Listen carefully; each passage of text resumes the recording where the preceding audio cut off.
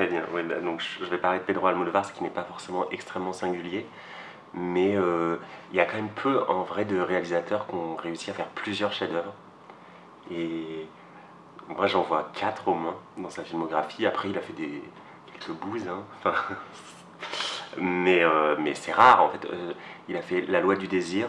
Alors je sais pas, il y a une scène avec Ne me quitte pas, etc. Il y a quelque chose de la démesure et de la liberté chez Carmen Maura. Il y a quand même des figures féminines qui sont exubérantes et qui sont. Je sais pas ce que ça a libéré chez moi, mais en tout cas, elles me fascinent. Je les trouve belles, inspirantes. Euh, donc il y a La Loi du désir qui est dans ses premiers films, qui va beaucoup avec d'ailleurs La mauvaise éducation, qui est beaucoup plus travaillé, beaucoup. Enfin, La Loi du désir, donc c'est la folie de Antonio Banderas. Et d'un coup, on comprend comment cet acteur est devenu une star hollywoodienne. C'est à partir de ces films-là.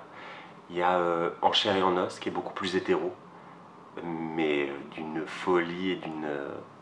Enfin, moi, il m'a bouleversé. En fait, Almodovar, on peut être complètement à côté.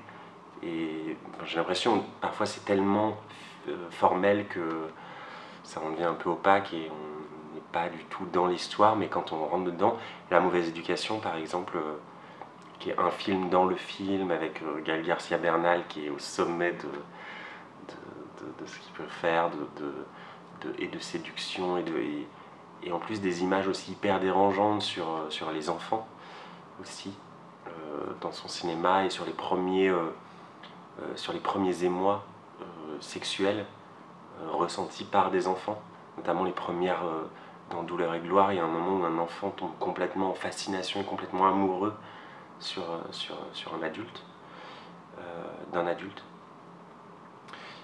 Donc étalon aiguille, quand même. Euh, je suis pas sûr d'en parler extrêmement bien, mais c'est une grande passion. Et ça a joué dans ton travail? En vrai, non, et en vrai, je sais pas si je pourrais être bien dans un de ces films. Il y a quelque chose justement de l'ordre de la démesure. Moi, je travaille tout sauf dans le au-delà. Je suis vraiment dans le singulier, dans le particulier, dans quelque chose d'hyper naturaliste, même si le tout ne l'est pas, mais je ne sais pas faire autre chose que représenter le réel. Euh, et je crois pas être exubérant. Donc c'est peut-être ça qui m'attire. Mais non, ça va pas spécialement jouer en vrai. Mais ça me fascine.